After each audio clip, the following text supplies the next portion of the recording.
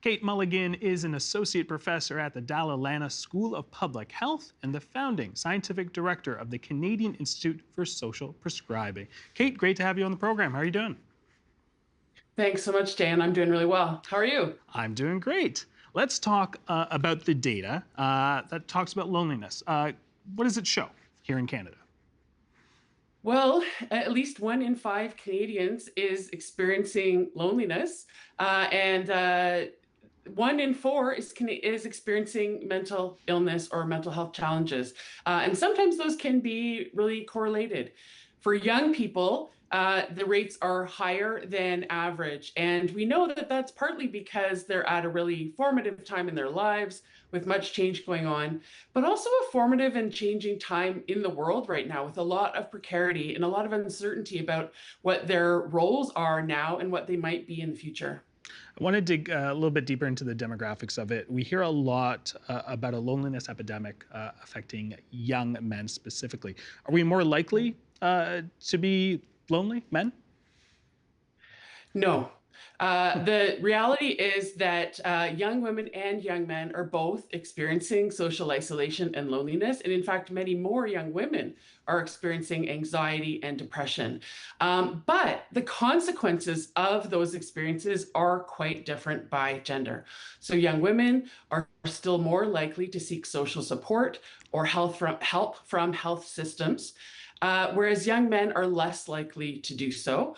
And we also know that men are more likely to channel some of these experiences into things like substance use, violence, and even suicide completion, which is at about 75% of suicides in Canada are from men. You alluded to it a little bit in your previous answer. Are there particular causes for their loneliness? You had mentioned, I mean, there's a lot of, if we look at sort of the last couple of years, we can point to a few things. But yeah, let's break it down. Yeah, so loneliness is it's not an individual failing, it's a policy problem. And it comes from the structures that we've created for ourselves in this world. It used to be a bit of a tough sell for me to talk about loneliness and social disconnection and lack of social cohesion as health issues prior to COVID. And then during the pandemic, we all experienced for ourselves what it is like to really live in more socially isolated circumstances. And we've still never really fully recovered as a society in terms of the level of social participation and interaction that we had prior to that time. And of course, that's only just one of the drivers. We don't have the same levels of community engagement and support that we once had in things like faith communities or service clubs. We have a lot more use of screen time by young people who are also increasingly turning to things like AI chatbots instead of other humans for help with their mental health and social challenges. So it seems to be accelerating. There are a number of different reasons and causes, but really one of the most important underlying factors beneath all of those is the feeling amongst those young people and many people of other ages as well that we don't matter. And we see this in Canadian healthcare systems, for example, when we sort of feel like maybe we're imposing when we go for an appointment or we think we might have something of a need because we know how strained and stressed our health system is and that it's something shared between us. But that adds up to a level of sort of bureaucratic indifference that really, really impacts us. And for young people, young men at that formative time in their lives, they want to feel that they matter. They want to feel that they're making a contribution to this society.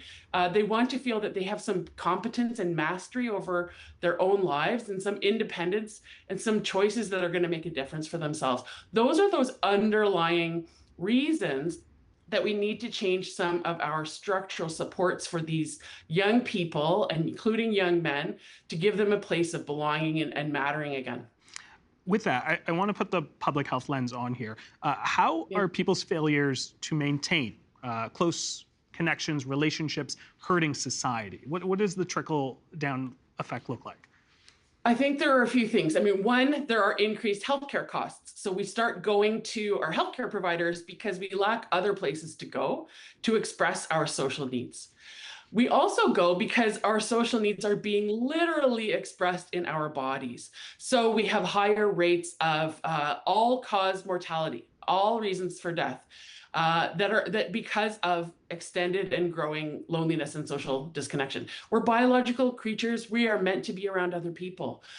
We have higher rates of these mental health disorders, as I've mentioned, but also higher rates of physical health challenges, heart attack, stroke, um, many kinds of brain disorders and other challenges that are either caused or exacerbated by this loneliness. So it's showing up in our bodies, it's showing up in our health systems, and we can treat it and we can prevent it much more effectively in other places.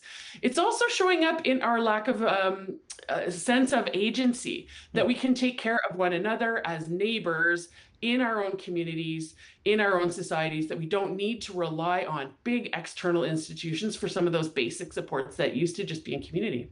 Well, let's talk about some of those supports. You are the founding scientific director of the Canadian Institute for Social Prescribing. What do you do? Well, I look for good practices where people are connecting these healthcare and social issues, and I try to surface them and share them around the country and the world to make them part of our regular healthcare system and our regular government practice. And so far, it's been amazing to see the growth of social prescribing all across the country. We started with a pilot project in 11 community health centers all across Ontario back in 2018 and 2019. We now have social prescribing happening in every single province across the country, often government funded, but not always. So a big part of what I'm doing is helping to build the evidence base, helping those innovators to find one another, and helping to get their story on the record so that we can make this a regular part of our health system.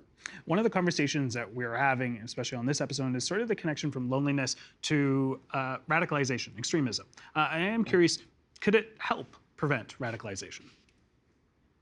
Well, I do think so, yes. So some of the things that we focus on in social prescribing are around, again, intervening so that people feel that they matter. And intervening for young people means a lifetime of prevention, right? We can intervene upstream and help young men stay engaged in their communities, in their employment, and in their own sense of health and care, saving millions of dollars in those upstream health costs, but also in increased social and economic participation, being part of everyday life, which is really underlying all of this, what it's really about, getting people back engaged into community. So we can get to them, younger men feeling that sense of not mattering. They're going to have two options. They can hear from this hopeful, in-person, hands-on vision, or they can hear from the algorithm that takes them to a much darker path, but also offers them a sense of agency and a sense of belonging, and many of those same factors that I've been talking about. So we do need to intervene. We can intervene earlier, and there are many good examples of this happening all across the province and the country. So in Sturgeon Lake, for example, there are programs for young Indigenous men to reconnect with a culturally appropriate sense of masculinity and identity and heritage early on, to connect with their culture. We've got Black-focused social prescribing programs across the province that are helping young Black men and other members of the Black community use Afrocentric principles to underpin their collective and individual health. Many other examples are happening all across the province, but what we really need to do is knit those together into more of a system, and that's what we're on our way to doing now. That sounds very hopeful. Kate, I really appreciate your time on the program. Wish you all the best, and thank you for your insights. Thanks so much.